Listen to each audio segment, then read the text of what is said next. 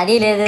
పైగా నా విగ్రహాన్ని కొనడానికి పెళ్లి సంబంధాల్లో పిల్లని చూడడానికి వెళ్ళినట్టు పొలోమను 10 మంది వెళ్తారు. అందులో ఒకడికి ఆ బొమ్మ నచ్చిందని, ఇంకోటికి ఈ బొమ్మ నచ్చిందని. నా కర్మ ఏంటంటే అక్కడ ఉన్నవన్నీ నా బొమ్మలే. మళ్ళీ తీరా 10 మందికి ఒక బొమ్మ నచ్చాక అమ్మేటోడు అలుసుగా తీసుకొని 10,000 15,000 అని బాంబు పేలుస్తాడు. ఎందుకురా బాబు ఇంత రేట్ అంటే కలకత్తా నుంచి తెప్పించాం అంటాడు. నాకు అర్థం కానిది ఏంటంటే ఎక్కడైతే నేను కలకత్తా నుంచి అయితే నాకన్నా మొనగాడు వస్తాడా, అక్కడ కూడా నేనే కదా.